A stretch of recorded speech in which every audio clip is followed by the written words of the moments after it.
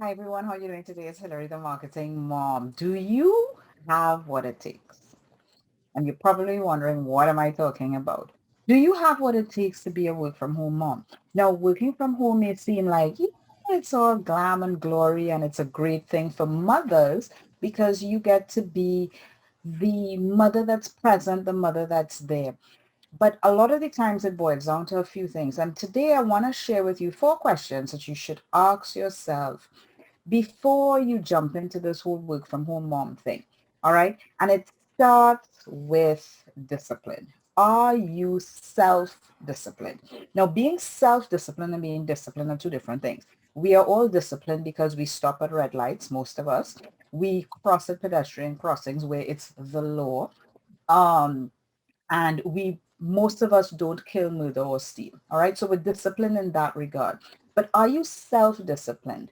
Could you tell yourself no to a slice of cake when it's just sitting down there looking really great? Or could you tell yourself no to the Coca-Cola that you've been away from for the last how many ever years? Or for, self-discipline. It takes a lot to be a work from home mom, and it takes you being able to sit down and do what it is that has to be done at the time it has to be done. All right. So that's the first question you have to ask yourself. And there's no right or wrong answer. All right. Some people thrive better when somebody's telling them what to do. And it's easier for them to execute on those things. And there's no right or wrong in that. Okay. We all stop at a red light because we've been told to do so. All right. I don't think unless we were told that and were conditioned, we probably would know to stop at a red light, okay, or to go at a green light. The next thing you want to ask yourself, and this is really important for a work from home mom, because most times work from home moms are dealing with those little ones, the ones that are like yay high from the ground, they're not more than 3 feet tall. And what that means is, can you tolerate, stand, not having as much adult interaction? When you're going out into the work world, every day you're dealing with other adults, other people, and sometimes they could be just as frustrating as your children, but they're adults. You're not dealing with the little people. So this is something that you need to self-assess and realize, do I have what it takes to just be around children?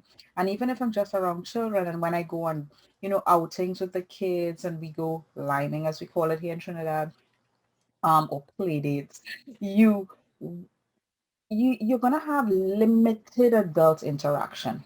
Can you tolerate that for prolonged periods of times? Okay, that's what it takes as being a work from home mom. You've got to release the adult interaction. Maybe you'd be interacting with your parents if they're alive, your spouse, your whoever it is, but not a lot of everyday going out there and talking with other people other than your kids. All right. So definitely assess whether it is that you can handle that, because that may be something that could drive you bonkers. There's some people who are like perfectly fine with that because guess what? Children are nicer to deal with than adults. Okay. Not saying anything. But it could be that you're more comfortable with kids than adults, right? Because working with adults, some people, when I started working from home, I got so much done because the adults didn't come always yapping at me and talking with me and, hey, you want to go for coffee and blah blah blah. All right. So I got a lot more done working from home. The next thing is, are you motivated enough? And the thing is, work from home moms, whether you're doing telecommuting or whether you're doing a business, all right, you're working a business, you have got to be motivated. Something has to be self-motivating you. And 9 out of 10 times, like the training that we recently did with setting goals, you've got to attach an emotional trigger to your goals, and that generally helps motivate you. And then the last thing is, are you able to set hours and stick to it? This is something that sometimes we take for granted. When you're going out to work, you've got hours, 8 to 4, 9 to 5, and you stick to it because you've got to be there physically. But when you're working from home, you've got to set hours and then you've got to stick to it. You've got your day planner or you've got your calendar in Google Calendars or whatever scheduling tool, whether it's Microsoft, and you are sticking to a calendar. This is what I'm supposed to be doing at this time, blah, blah, blah. It takes a lot of self-discipline. So you see how this cycle goes around. It's like these 4 questions are literally around the entire concept of self-discipline. If you don't have self-discipline, you are probably not going to be able to set a schedule and stick to it. It's as simple as that.